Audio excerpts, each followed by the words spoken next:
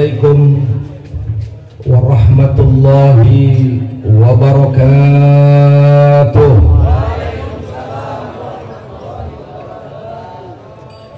Alhamdulillah, nahmaduhu wa nasta'inuhu wa nastaghfiruh wa na'udzu billahi min sururi anfusina wa min sayyiati a'malina. May yahdihillahu fala mudilla lahu wa may yudlilhu fala hadiya lahu. Asyhadu an la ilaha illallah wahdahu la syarika lahu wa asyhadu anna sayyidana Muhammadan abduhu wa rasuluhu alladhi man la nabiyya ba'dah. Allahumma salli wa sallim wa barik ala hadan nabiyil karim zainil anbiya'i wal mursalin sayyidina wa habibina wa syafi'ina wa qurrati a'yunina wa maulana nabiyyina Muhammadin wa ala alihi tahirin tayyibin wa ashabihi al-ghirril mayamin wa man tabi'ahum bi ihsanin ila yaumiddin, amma ba'du. Hadratul mukarramin yang sama kita hormati, kita muliakan dan kita cintai dan kita ta'zimi segenap para alim, para ulama, para kiai, para ajengan, para tuan-tuan guru, wabil khusus Syekhunal Kiram Raisul Mahad Matla'ul Anwar Al-Mukarram wal Muhtaram Asy-Syekh Kiai Haji Saiful Miqdar, begitu pula Kiai Haji Asef Mubarak dan para kiai, para alim ulama yang lainnya yang tidak dapat Al-Fakir sebutkan satu persatu namanya, namun sedikit pun tidak mengurangi rasa hormat, rasa ta'zim, rasa mahabbah saya kepada beliau-beliau semua.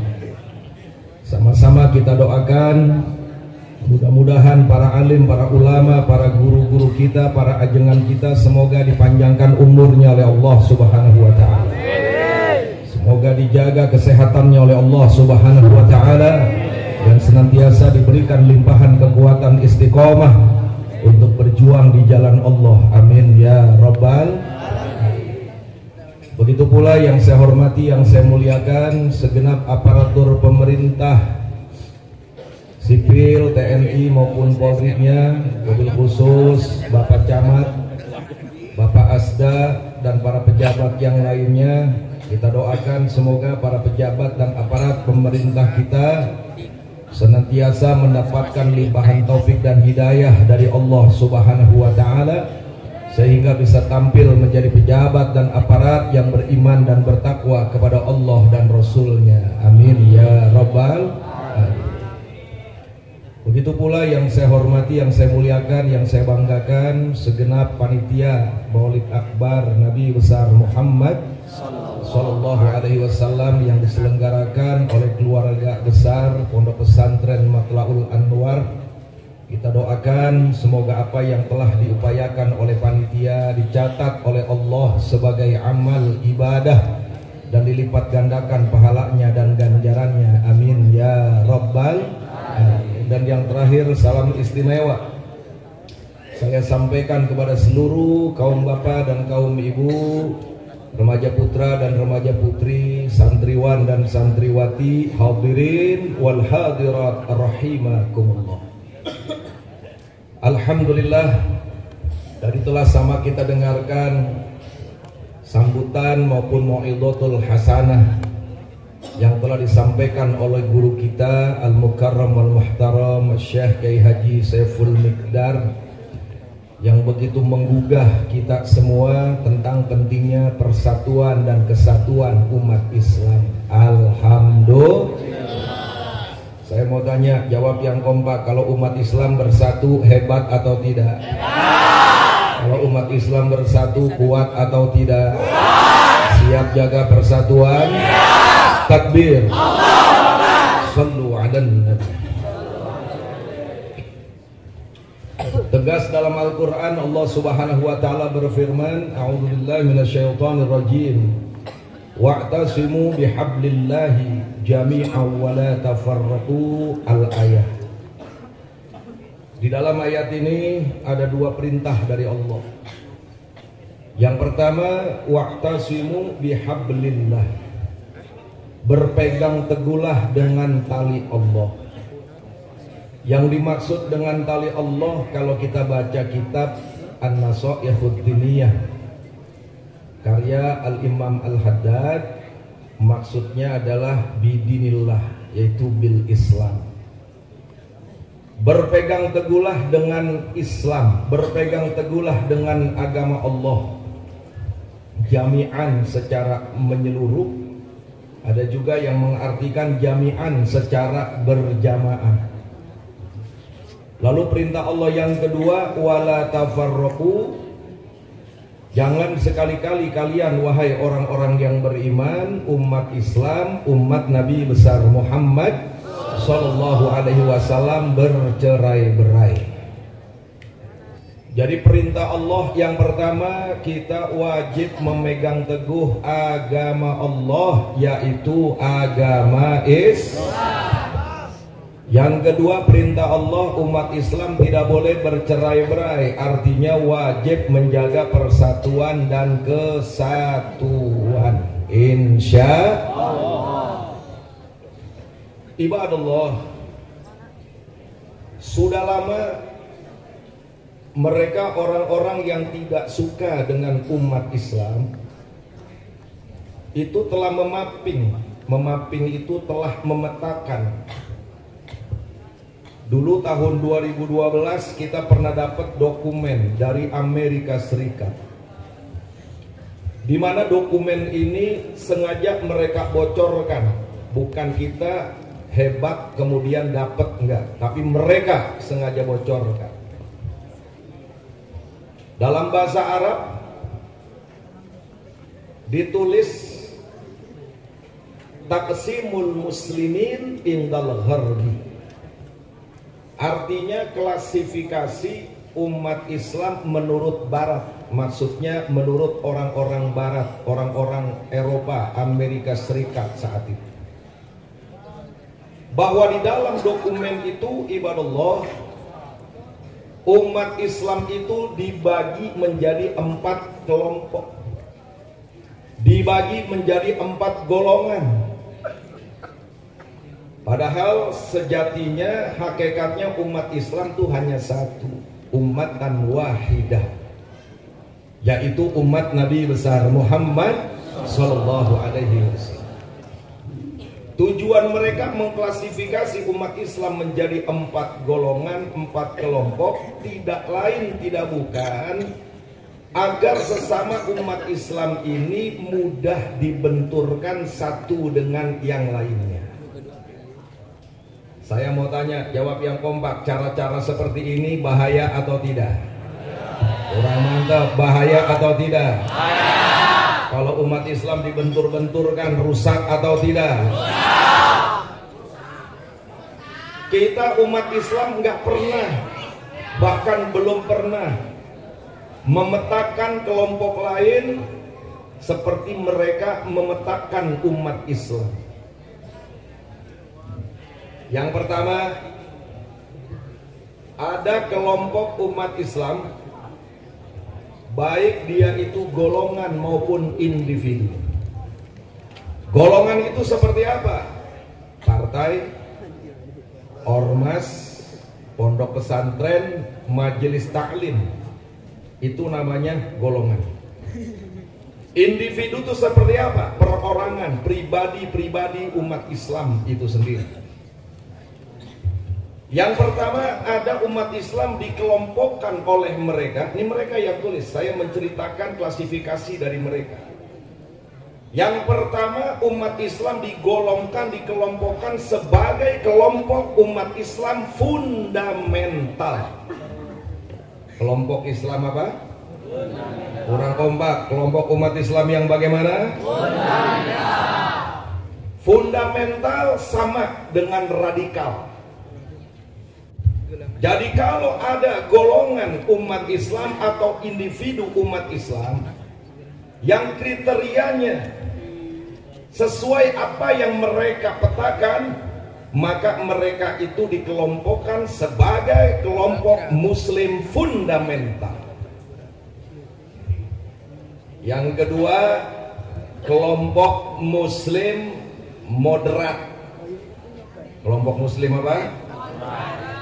Yang ketiga, kelompok Muslim liberal. Kelompok Muslim apa? Liberal.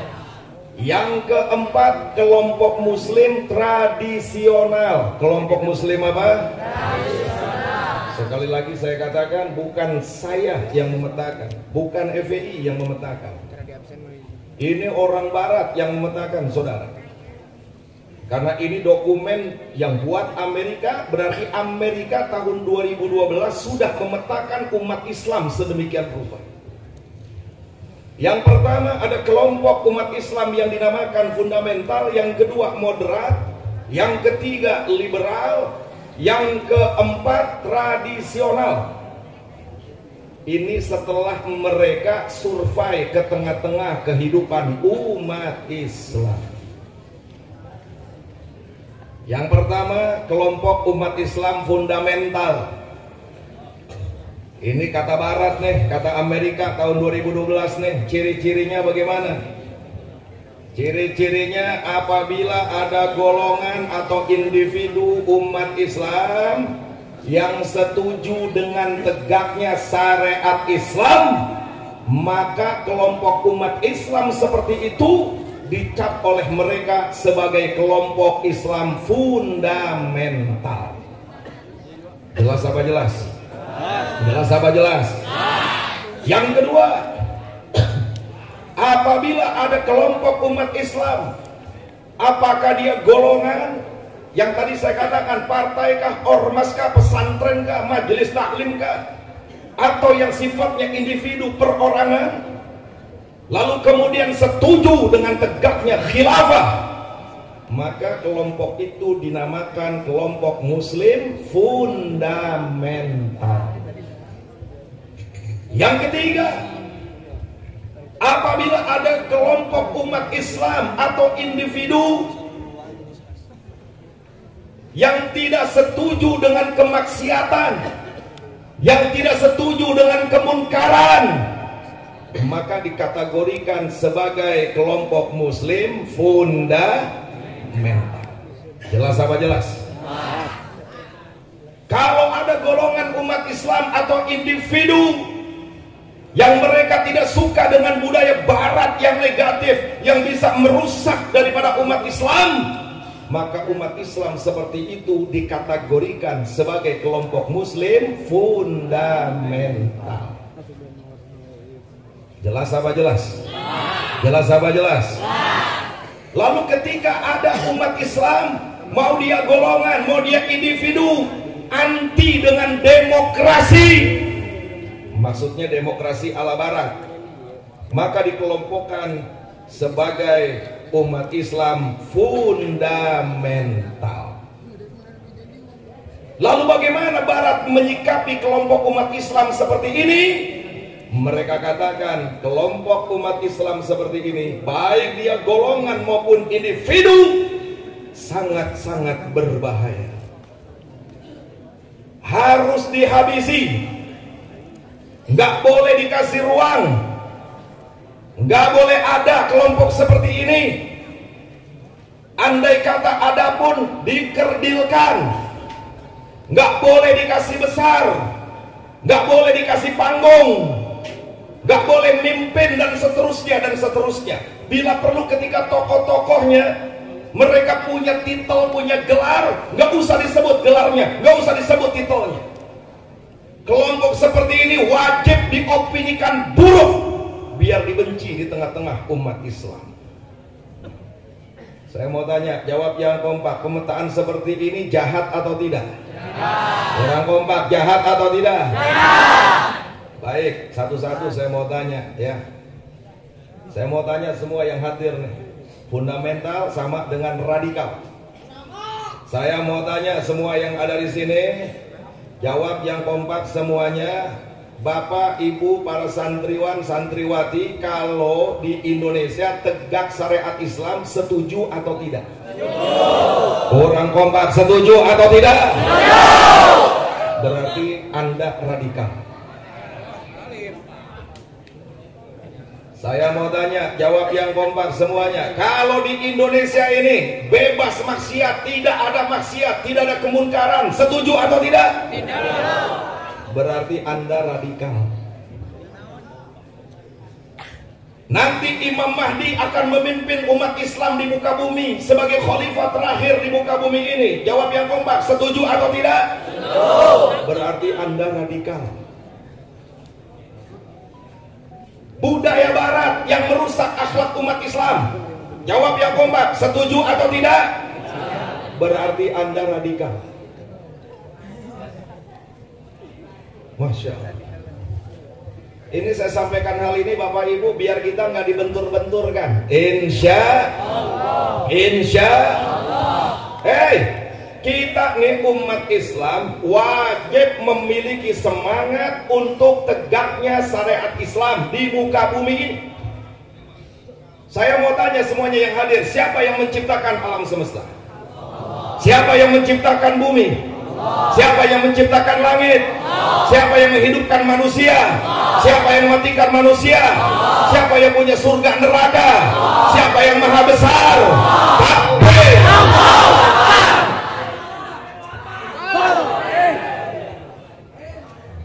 Karena kita meyakini alam semesta ini adalah milik Allah, ciptaan Allah. Lalu kemudian Allah utus para nabi dan rasulnya. Nabi terakhir kita adalah Nabi besar Muhammad Sallallahu Alaihi Wasallam, yang kemudian Allah perintahkan kepada Nabi Muhammad untuk menyampaikan akidah, menyampaikan syariat yang berbuah akhlak. Maka wajib bagi umat Islam untuk menegakkan syariat yang telah dibawa oleh Nabi kita tercinta, Nabi besar Muhammad. Jawab yang kompak semuanya. Kalau syariat Islam ditegakkan secara maksimal di Indonesia, setuju atau tidak? Setuju atau tidak? Siap berjuang? Siap tegakkan syariat Allah? Siap tegakkan syariat Islam? Takbir!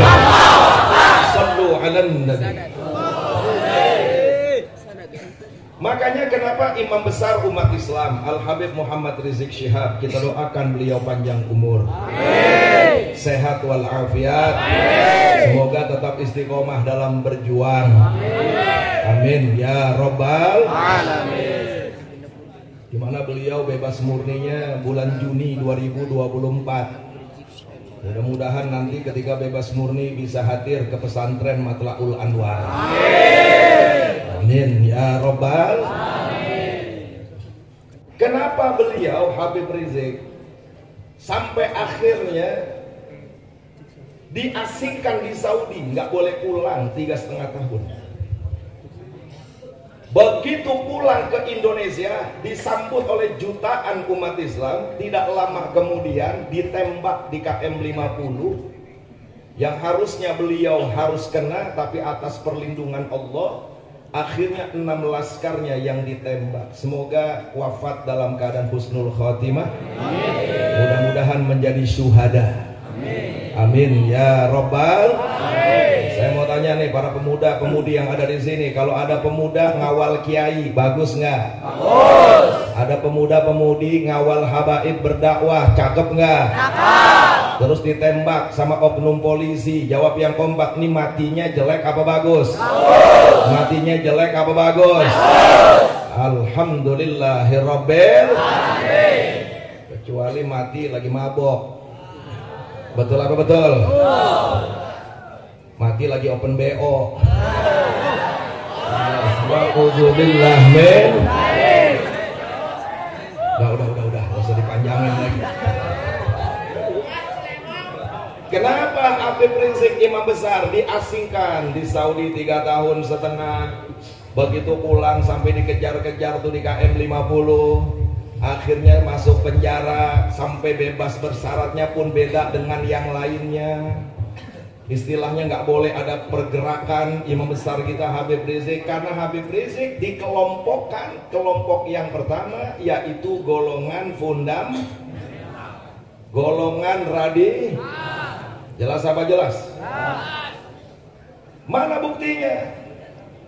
Pada waktu Pilkada DKI Jakarta 2016 beliau sedang mengamalkan Al-Quran, mengamalkan perintah Allah, surat Al-Ma'idah 51. Saya tidak mau berdebat tentang tafsir kalimat Al-Auliya dalam ayat ini. Kalau dalam kitab tafsir Imam Fakhrul Razi ada 10 tafsirnya, tapi Habib Rizik ngambil dari salah satu 10 tafsir, di mana aulia di situ diartikan pemimpin. Habib Rizik mengatakan tidak boleh umat Islam menjadikan orang kafir menjadi pemimpin. Ada yang mengambil arti aulia teman setia.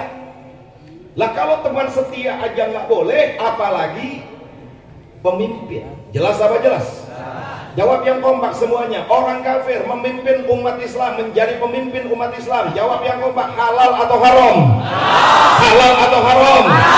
Jadi pada waktu Habib Rizik minta agar umat Islam di Jakarta untuk tidak memilih Ahok menjadi pemimpinnya, benar atau salah? Benar atau salah? Takbir. Ini namanya tatbiqus syariah. Beliau sedang mengamalkan Al-Quran, saudara. Dan di dalam Undang-Undang Dasar 45 pasal 29 dilindungi oleh undang-undang bahwa setiap pemeluk agama di Indonesia, apapun agamanya, boleh mengamalkan, melaksanakan sesuai kepercayaan daripada agamanya itu sendiri. Al-Ma'idah mengatakan, ya ayyuhalladzina amanu la tatakhidul kafirina awliya'a min dunil mu'minin. Hai orang-orang yang beriman, jangan kalian jadikan orang-orang kafir sebagai pemimpin kalian. Habib Rizik sedang melaksanakan perintah Allah, menjalankan syariat Islam, yang kemudian akhirnya beliau dikategorikan sebagai kelompok fundamental.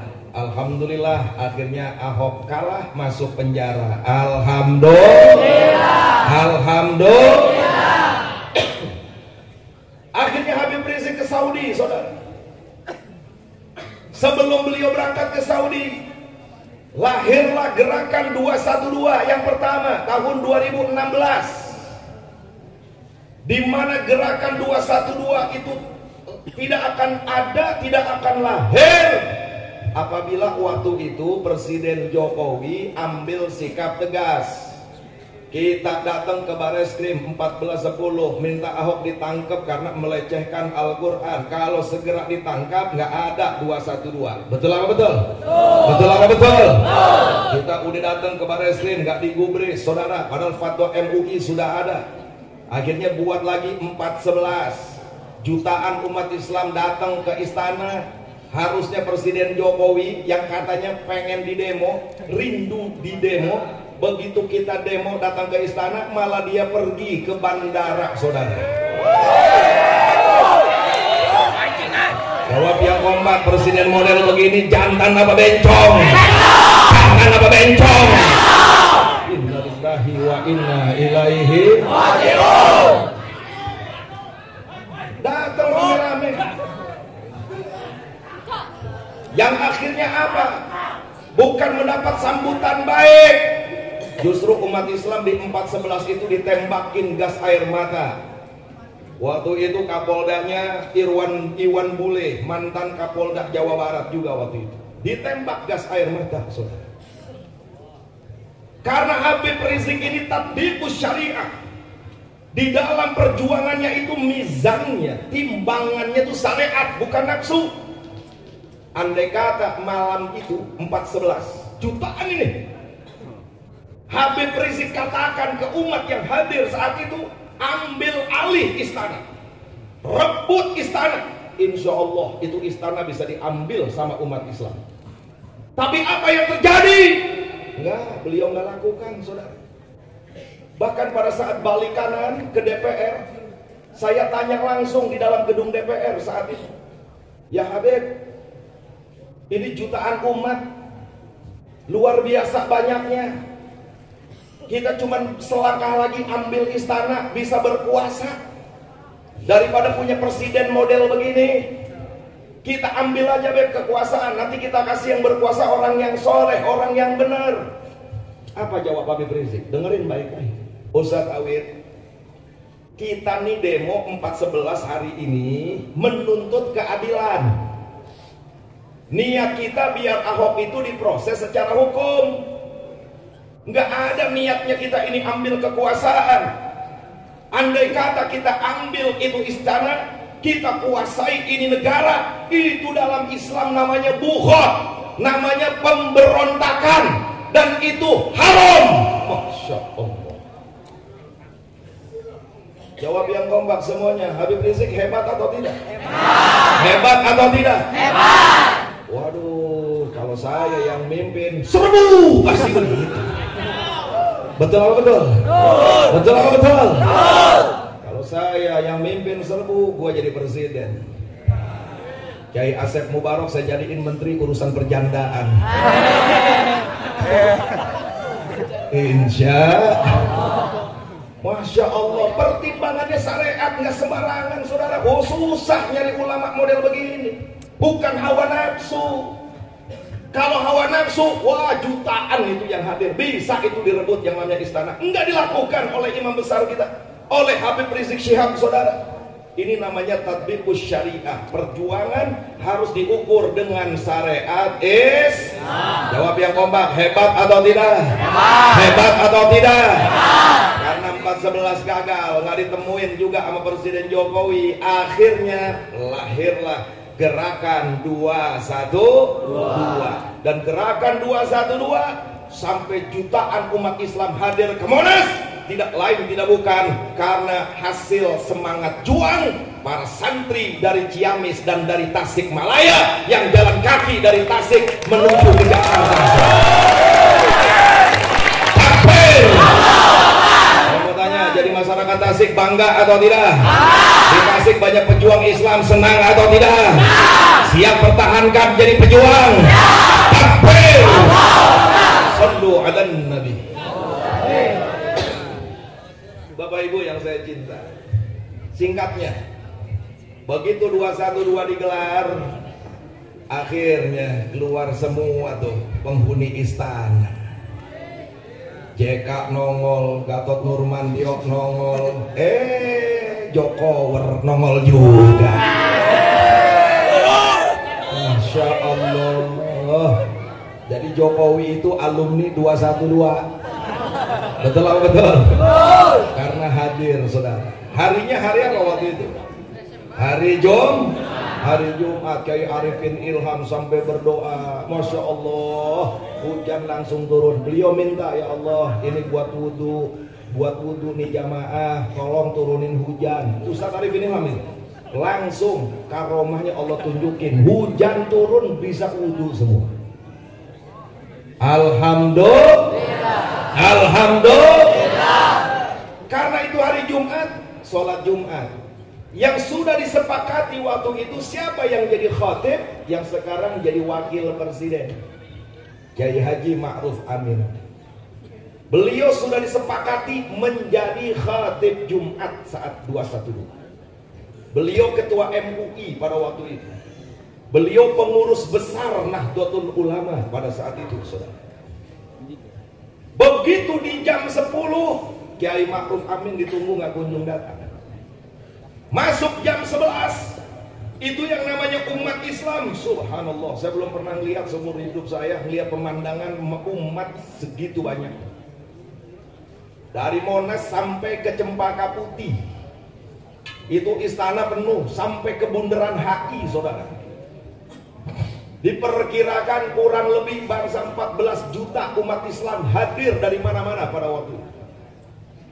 Sampai jam 11 Kiai Ma'ruf Amin nggak bisa datang. Kenapa? Karena di blok rumahnya, nggak boleh keluar Kiai Ma'ruf Amin. Oknum-oknum yang memblok ke sana. Akhirnya disepakati, siapa yang khotbah? Agim ada di situ, Kiai Arifin Ilham ada di situ, banyak ulama yang hadir. Sepakat Habib Rizik yang khotbah Jumat. Begitu Habib Rizik menyampaikan khotbah, nih yang perlu Anda ketahui, yang tadi dikatakan Habib Rizik sebagai individu fundamental atau radikal, karena di dalam khutbah Jumat beliau, kesimpulan dari khutbah Jumat beliau menitipkan kepada para pejabat, kepada para aparat penguasa bangsa, baik itu presiden, baik itu gubernur, baik itu wali kota, DPR, MPR, menteri, dan seluruh pejabat yang ada di negeri ini, apabila ingin berkuasa di negeri ini, mau mengatur urusan bernegara di negeri ini, beliau menitipkan ayat-ayat suci di atas ayat-ayat konstitusi. Jawab yang kompak, cita-cita Habib Rizik bagus atau tidak? Bagus. Mulia atau tidak? Mulia.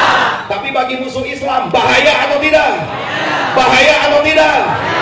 Makanya Habib Rizik dicap fundamental, dicap radikal. Kenapa? Karena beliau kepengen kalau bernegara ini membuat undang-undang, membuat kepres, membuat perda, apapun peraturannya dari tingkat pusat sampai tingkat daerah wajib tunduk terhadap Al-Quran dan As-Sunnah. Saya mau tanya, jawab yang kompak. Semuanya, ini negara Indonesia ini mayoritas penduduknya umat apa? Islam. Kurang kompak, mayoritas penduduknya umat apa? Islam. Umat apa? Islam. Kira-kira kalau dibuat satu undang-undang atau kepres atau perda, jawab yang kompak. Kemudian kepres perda undang-undangnya bertentangan dengan Al-Quran, jawab yang kompak. Terima atau tolak? Terima atau tolak? Yakin? Takbir.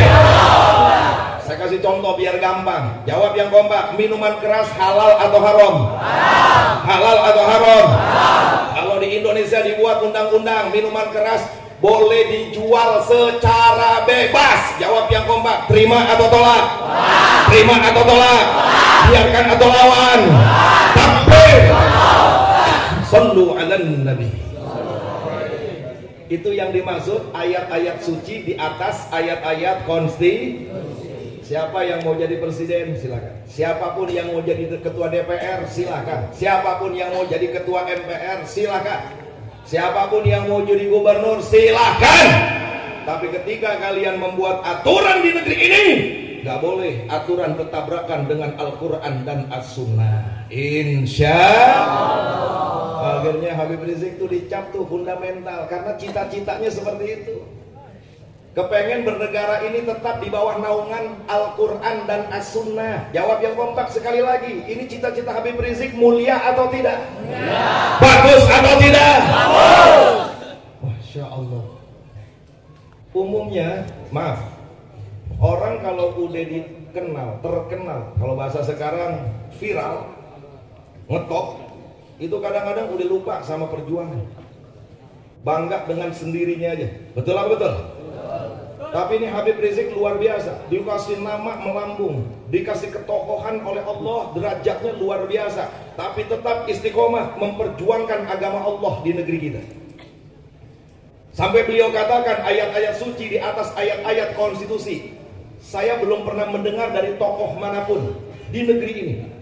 Hanya beliau yang berani menyuarakan hal ini. Nggak main-main. Beliau bicara seperti ini di depan presiden, di depan panglima TNI, di depan Kapolri, di depan para menteri, bahkan anggota DPR saat itu banyak yang hadir, saudara. Beliau inginkan ketika mereka semua menjadi pejabat di negeri ini, terapkan ayat-ayat suci di atas ayat-ayat konstitusi. Ini bagi orang-orang yang tidak suka dengan Islam, ini namanya kelompok fundamental atau kelompok radikal. Jujur saya mau tanya orang Tasik, Habib Rizik menginginkan ayat-ayat suci di atas ayat-ayat konstitusi. Jawab yang kompak, salah atau benar? Orang kompak, salah atau benar? Jelek atau bagus? Dukung atau tidak? Takbir. Masya Allah. Makanya sekarang teriak-teriak, boleh berpolitik, tapi jangan pakai politik identitas. Masya Allah. Hati-hati nih. Luar biasa. Boleh berpolitik, tapi nggak boleh pakai politik identitas. Jawab yang kompak. Ini ucapan bahaya atau tidak? Sangat bahaya, saudara. Ini nanti bakal digiring ujung-ujungnya. Bernegara ini nggak perlu bersandar kepada Al-Quran, nggak perlu bersandar kepada Al-Hadis. Kalau udah bicara Indonesia, udahlah nggak usah bicara Quran, udahlah nggak usah bicara hadis Nabi. Jadi yang diperjuangkan Habib Rizik ayat-ayat suci di atas ayat-ayat konstitusi, mereka nggak mau. Makanya sekarang mereka lontarkan politik identitas. Yang jadi dasar siapa? Anies jadi gubernur. Padahal bukan itu targetnya.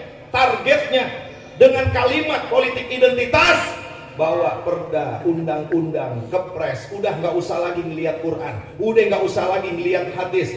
Jadi kalau nanti kelompok LGBT, tahu LGBT?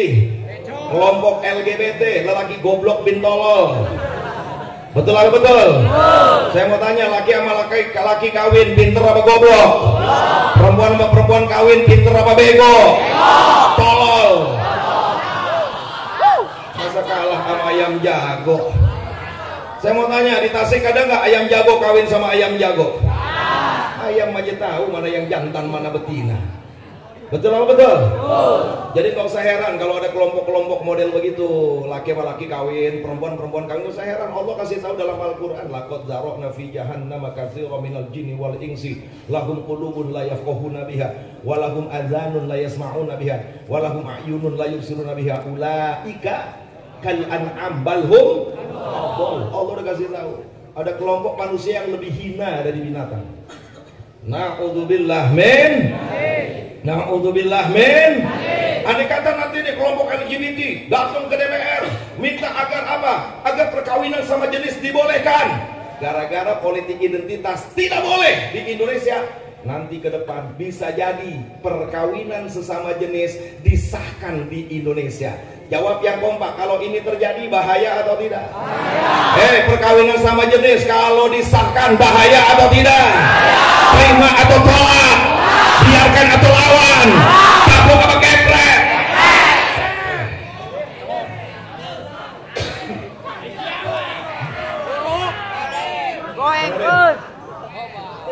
Makanya mohon maaf ya. Kenapa FPI yang lama dibubarkan? Bukan masalah kekerasan, bukan. Kekerasan sih hal biasa, berantem sama oknum preman, berantem sama tempat maksiat, itu mah biasa, anak laki-laki jamak berkelahi. Betul lah betul? Bukan itu, bukan. Karena pernah beberapa undang-undang RUU, rancangan undang-undang yang dibuat oleh DPR, salah satunya adalah KKG, RUU KKG. Pernah dengar nggak? Kesetaraan dan keadilan gender. Pernah dengar nggak? Itu dibatalin sama DPR. Gara-gara apa? Gara-gara FPI minta kopiannya, kemudian kami kaji di DPP. Begitu dikaji, kita pikir kesetaraan dan keadilan gender, tadinya nih harkat wanita akan dijunjung tinggi seperti Allah menjunjung tinggi harkat wanita. Tadinya begitu kita pikir. Begitu kita telusuri pasal demi pasal, saudara, ada salah satu pasal di dalam rancangan undang-undang KKG ini, di situ dikatakan kalau ada wanita pria berumur 19 tahun, sudah waktunya menikah, lalu kemudian bawa calon pasangannya, kalimatnya pasangannya, dibawa ke rumah, lalu dikasih tahu ke orang tuanya, saya mau menikah dengan si fulan, saya mau menikah dengan calon saya. Lalu kemudian sang orang tua menolak, maka sang anak diberi ruang untuk melaporkan orang tuanya ke polisi. Jawab yang kompak, bahaya atau tidak? Bahaya. Didenda 1 miliar, kurungan 1 tahun, begitu tulisannya, saudara. Tadinya kita pikir ini kalimat normatif, baik-baik aja. Orang mau nikah kok dicegah, orang mau nikah kok dilarang. Begitu kita telaah secara mendalam, ini kalau kata Sayyidina Ali, kalimatul haq yuradu bihal batil. Kelihatannya benar tapi isinya kebatilan. Kenapa begitu? Dikatakan ada anak umur 19 tahun bawa calon pasangannya ke rumah, orang tuanya nggak setuju, orang tuanya dilaporin, kalimatnya pasangannya. Kalau laki bawa perempuan cocok, betul tidak? Perempuan bawa laki pantas, betul atau tidak? Nah sekarang saya mau tanya jujur, orang tua punya anak laki-laki, bawa calon pasangan, calon istrinya laki-laki juga. Saya mau tanya, jawab yang kompak. Kira-kira orang tua nerima atau menolak? Orang kompak menerima atau menolak? Perempuan bawa calon pasangannya, harusnya laki-laki, pasangannya perempuan juga. Jawab yang kompak. Kira-kira orang tua menerima atau menolak? Maka di dalam undang-undang itu sang anak boleh melaporkan orang tuanya, dijebloskan ke dalam penjara. Masya Allah. Ini FPI pernah ngegagalin RUU seperti ini, saudara. Makanya diincar FPI. Oh, fundamental nih FPI. Radikal ini FPI. Orang pengen kawin sejenis nggak boleh di Indonesia. Satu. Yang kedua, minuman keras. Zaman Pak Soeharto dulu namanya kepres minuman keras. Kepres, keputusan presiden tentang minuman keras. Kita gugat di Mahkamah Agung, alhamdulillah menang.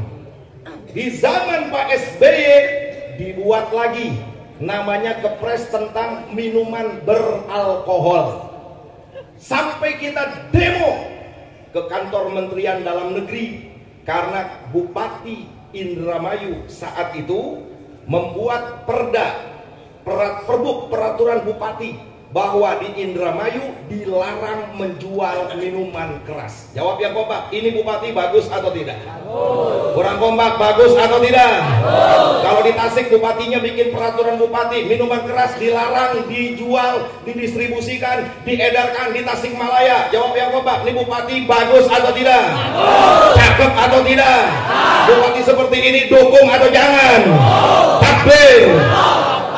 Dulu Indramayu karena mirasnya luar biasa, bupatinya perempuan, saudara. Istrinya Pak Yance waktu itu bikin tuh peraturan bupati melarang minuman keras di Indramayu. Ditegur sama Kementerian Dalam Negeri saat itu Pak Gawaman Fauzi menterinya, saudara. Akhirnya bupatinya dipanggil, FPI protes. Kenapa protes? Ini bupati luar biasa, bikin peraturan hebat, melarang peredaran minuman keras di daerahnya. Kenapa justru bupatinya yang disalahkan? Apa alasannya? Karena ada kepres di atas Perbuk, ada yang lebih tinggi namanya kepres. Ternyata yang Pak Harto buat kita kalahkan, SBY bikin waktu itu namanya kepres tentang minuman beralkohol. Singkat cerita, kita gugat lagi di MA. Alhamdulillah, berkat izin Allah menang gugatan kita. Kita pikir habis kalah udah nggak ada lagi, nggak tanggung-tanggung, saudara. Karena 2 kali kepres kita batalkan di MA, akhirnya DPR membuat RUU tentang minuman beralkohol. Dari kepres naik mau jadi undang-undang. Jawab yang kompak semuanya nih. Kalau dibiarkan bahaya atau tidak? Bahaya atau tidak? Singkatnya, kami DPP FPI menyurati DPR minta dialog tentang RUU minuman beralkohol, saudara.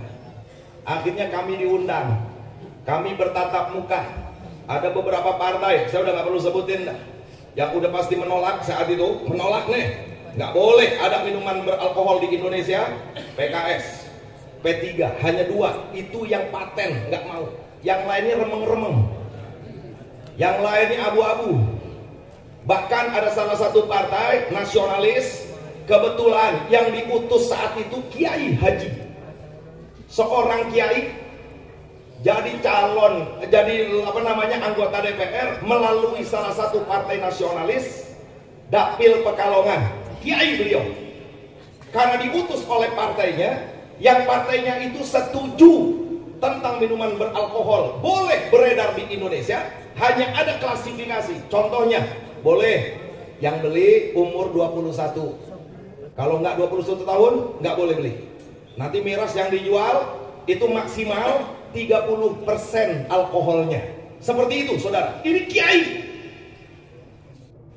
Kita debat. Begitu kita debat, kita keluarin dalil Qur'annya, innamal khamru wal maisir, seterusnya. Kita keluarin hadis Nabi, innamal khamru umul khobais. Kita ceritain Barsiso dulu bagaimana itu gara-gara mabok. Kita ceritain kekinian di India banyak yang mati, di Amerika, semua negara-negara yang ada alkohol kita sampaikan kepada mereka sebagai hujah, saudara. Apa yang terjadi? Salah satu anggota DPR saat itu yang berhadapan dengan kita, apa dia bilang? Hei, para kiai, para habib, ini Indonesia bukan negara Islam. Jangan sekali-kali Anda bicara tentang Al-Quran dan As-Sunnah dengan hadis di depan kami. Bicaralah Pancasila, bicaralah Undang-Undang Dasar 45. Coba tolong dicek, apa ada di Undang-Undang Dasar 45 dilarang minuman keras beredar di Indonesia? Cek kata dia, begitu. Kalau di Quran iya, di hadis iya, tapi ingat, Indonesia ini bukan negara Islam. Masya Allah. Jawab yang kompak, nih anggota DPR model begini biadab atau tidak? Kurang kompak, biadab atau tidak? Kalau sekarang datang tengah-tengah kita nih, tabok apa kepret?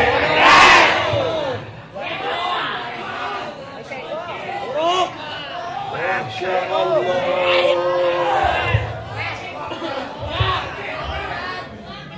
Ibadallah, akhirnya kita debat, akhirnya kita jawab semuanya, saudara. Hujah-hujah mereka kita patahkan. Alhamdulillah. Alhamdulillah. Masya Allah. Akhirnya terkatung-katung RUU Minol sampai sekarang. Terkatung-katung pembahasannya belum tuntas, saudara. Kenapa? Karena FPI satu-satunya ormas yang hadir ke DPR menolak, saudara. Makanya diincar FPI. Oh, bahaya ini ormas. LGBT nggak mau. Minuman keras nggak mau, perjudian nggak mau, bahaya ini. Makanya FPI dibubarin. Terus FPI dibubarin, apa kita sedih? Kagak. Tujuan kita bukan organisasi, tujuan kita bagaimana tegaknya syariat Islam. Betul apa betul? FPI yang lama dibubarin, kita bikin FPI yang baru, Front Persatuan Islam, singkatannya FPI juga. Alhamdulillah. Alhamdulillah. Jawab yang kompak orang Tasik nih, FPI menegakkan amar ma'ruf nahi munkar, bagus atau tidak? Bagus. Memerangi kemaksiatan, bagus atau tidak? Bagus. Memerangi narkoba, bagus atau tidak? Bagus. Memerangi minuman keras, perjudian, bagus atau tidak? Bagus. Siap dukung FPI, siap doakan FPI. Takbir.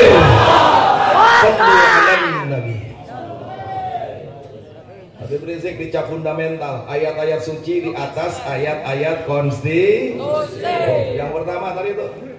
Maka umat Islam ini harus punya semangat menegakkan syariat Islam. Saya debat di TV, ketemunya sama salah satu kiai, itu lagi.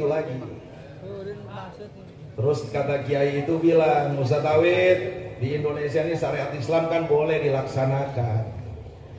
Kita sholat nggak dilarang, kita puasa nggak dilarang, kita ngurus urusan haji nggak dilarang, kita bayar zakat nggak dilarang, nikah nggak dilarang, cerai nggak dilarang, bagi waris nggak dilarang. Saya jawab, iya Pak Kiai.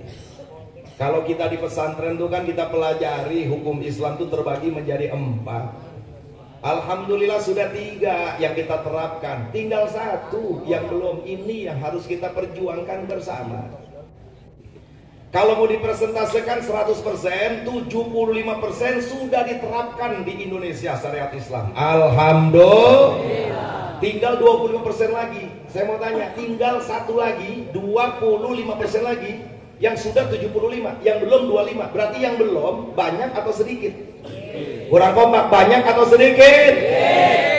Tinggal 1 lagi. Yang sudah diterapkan apa? Yang pertama, ahkamullah al-muta'alliqatu bil afrad. Hukum-hukum Allah yang berkaitan dengan individu. Jawab yang kompak orang Tasik. Umat Islam di Indonesia, sholat 5 waktu boleh atau tidak? Puasa Ramadan boleh atau tidak? Bayar zakat boleh atau tidak? Mengurus urusan haji boleh atau tidak? Mau menikah dengan cara Islam boleh atau tidak? Bercerai cara Islam boleh atau tidak?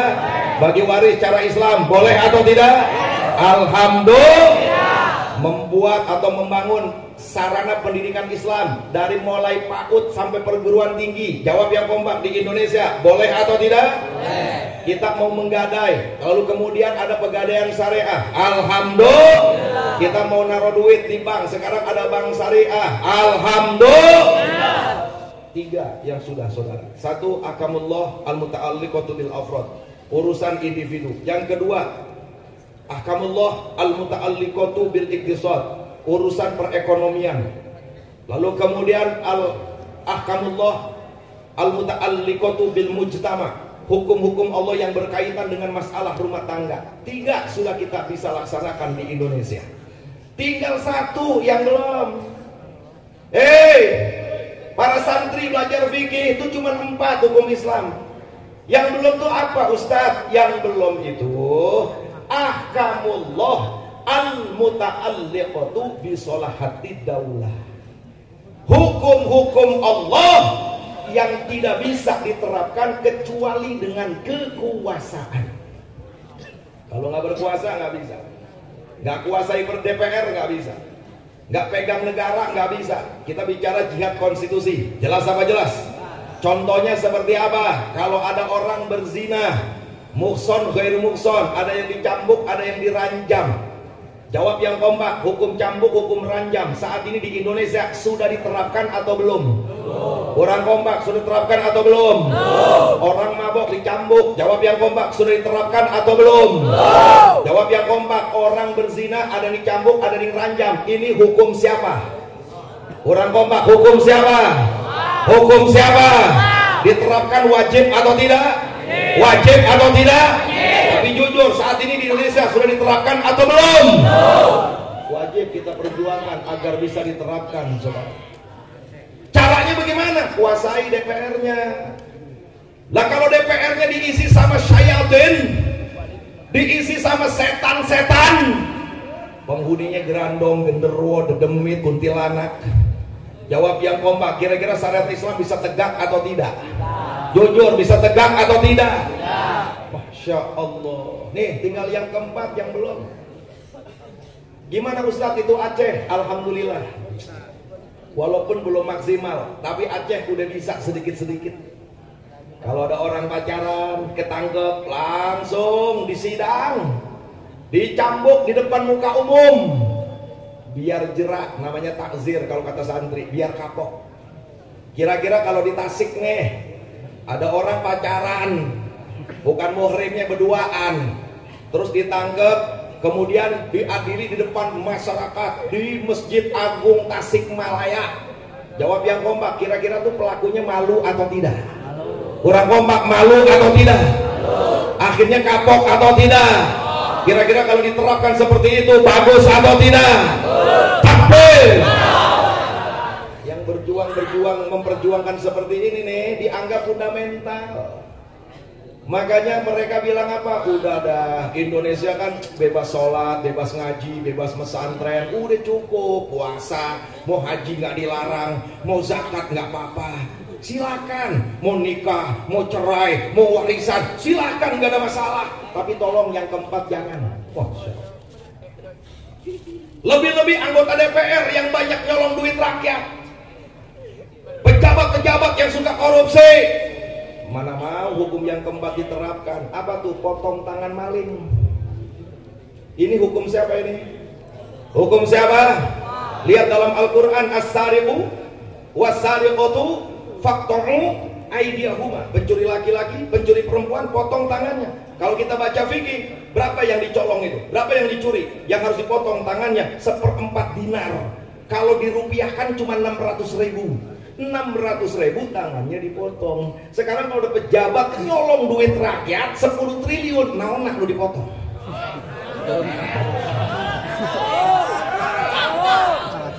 Jawab yang kompak, jawab yang kompak.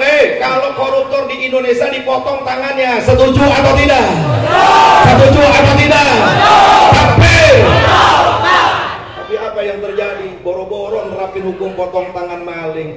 Luhut bin Sarpanjaitan kemarin di pidato apa dia bilang? Ini KPK dikit-dikit OTT, dikit-dikit OTT. Ini bikin resah secara global. Artinya kita malu sama negara-negara lain. Akhirnya mereka nggak mau invest di sini gara-gara ada orang korupsi ditangkap, ada orang korupsi ditangkap. Bahkan dia bilang, udahlah kalau sedikit nggak apa-apa.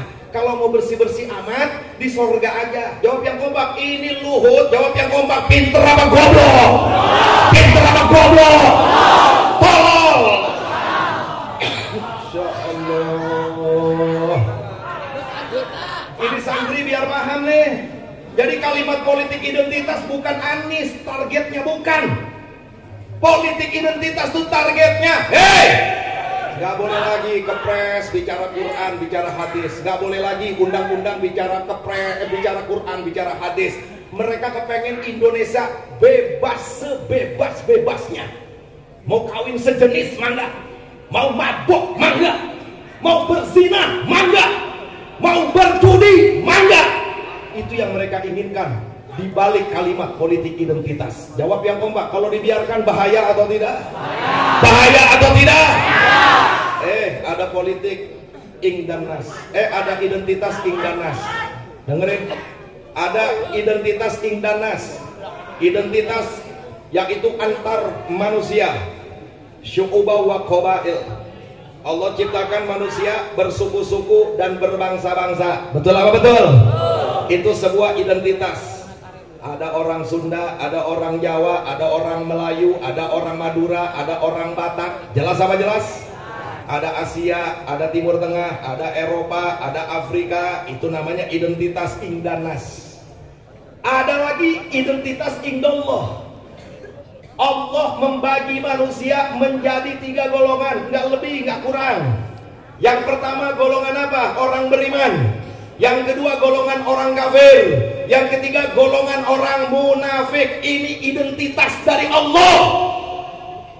Semua yang hadir di sini, apakah antum mau punya identitas sebagai orang munafik? Mau atau tidak? Kurang kompak, mau atau tidak? Apakah antum semua yang hadir mau punya identitas sebagai orang kafir? Mau atau tidak? Kalau antum disuruh milih, jawab yang kompak. Identitas yang antum mau, kafir atau muslim? Kafir atau muslim? Munafik atau muslim? Takbir. Ini identitas dari Allah, saudara. Hati-hati. Ini kalimat politik identitas, politik identitas. Ini tujuannya mengerikan. Nanti ke depan Indonesia ini mau menjadi negara yang sangat bebas, sebebas-bebasnya. Bisa rusak generasi umat Islam di Indonesia. Na'udzubillah min. Jawab yang kompak semuanya. Siap tegakkan syariat Islam? Siap. Kurang mantap. Siap tegakkan syariat Islam? Siap tegakkan syariat Allah? Takbir. Mudah-mudahan ke depan nanti di Indonesia syariat Islam bisa diterapkan secara kafah. Sesuai perintah Allah, udkhulu fi silmi kafah. Mudah-mudahan walaupun sekarang kita belum berhasil, mudah-mudahan nanti pejuang-pejuang Islam berikutnya bisa berhasil. Amin ya Rabbal. Contohnya Habib Rizik, kenapa sampai diasingkan, nyampe ke Indonesia di penjara, bebas bersyaratnya dilama-lamain, saudara, karena belum dicap fundamental. Kenapa FPI dibubarin? Dicap fundamental. Lalu kemudian yang kedua, mereka mengelompokkan umat Islam, namanya kelompok Islam moderat. Namanya kelompok Islam apa? Ciri-cirinya sama syariat Islam senang, setuju diterapkan.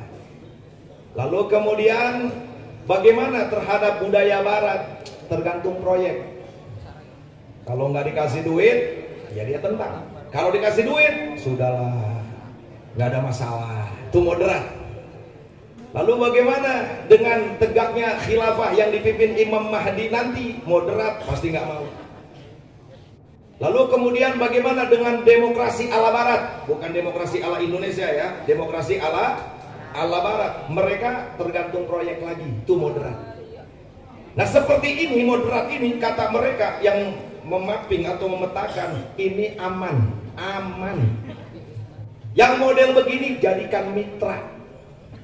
Yang model begini kasih beasiswa, kasih duit, biar anteng jadi moderat.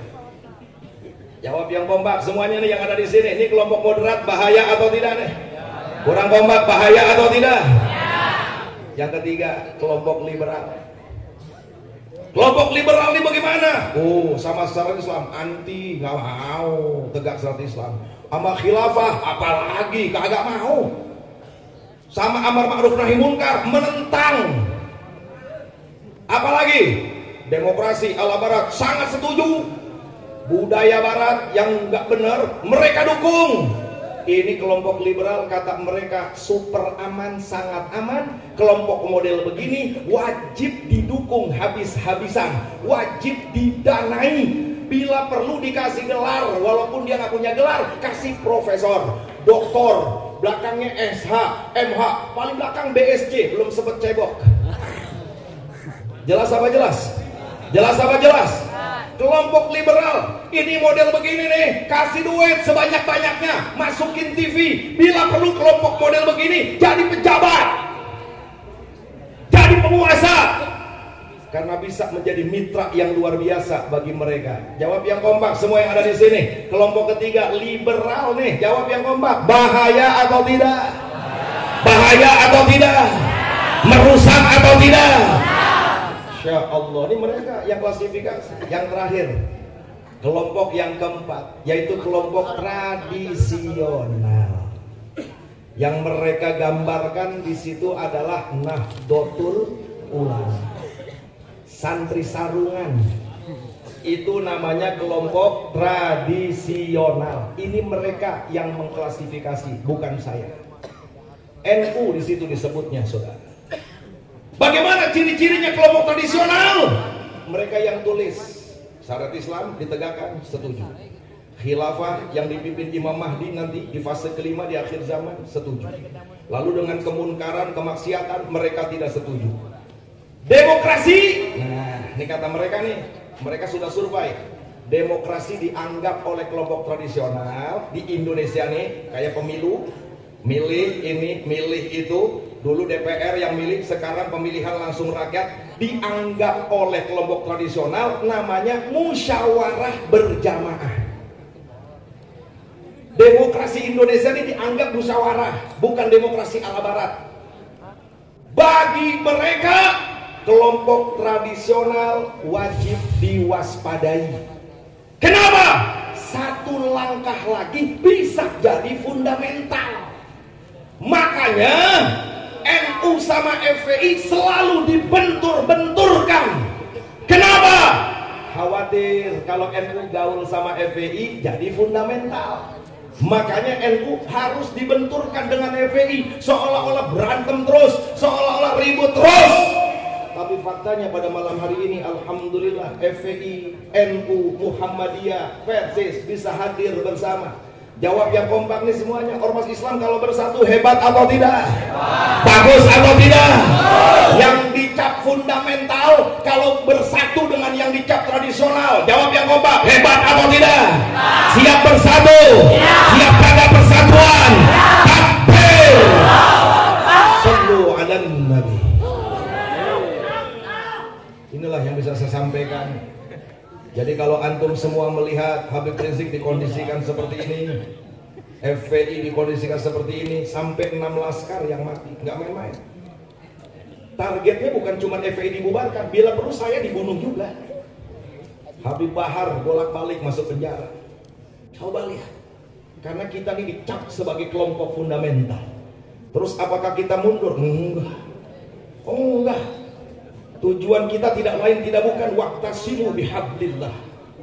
Tujuan kita ini bagaimana caranya agar hukum Allah tegak di muka bumi, khususnya di negara kesatuan Republik Indonesia. Insya Allah. Jawab yang kompak sebelum saya akhiri. Siap jaga persatuan? Siap jaga kekompakan? NU, FPI, Persis, Muhammadiyah dan ormas-ormas yang lainnya kalau bersatu hebat atau tidak? Kalau bersatu kuat atau tidak? Kalau bersatu menang atau tidak? Siap berjuang, siap bela Allah, siap bela Rasul, siap bela Islam, siap bela Al-Quran, siap bela ulama, siap bela Indonesia. Takbir! Salatullah, salamullah ala Tuha Rasulillah. Salatullah, salamullah ala Yasin. Semuanya. Salatullah, salamullah ala Rasulillah. Salatullah, salamullah ala Yasin.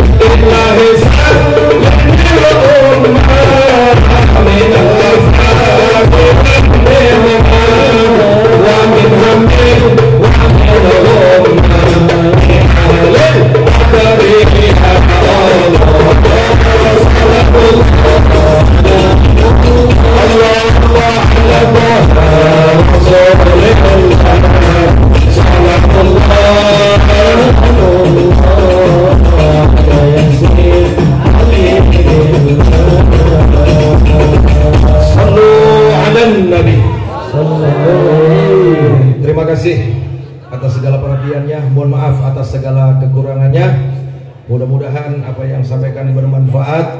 Wallahu yahdi bihibati wa firah li wa lakum fi darajatil akhirah. Wallahu a'lam bishawab. Assalamualaikum warahmatullahi wabarakatuh.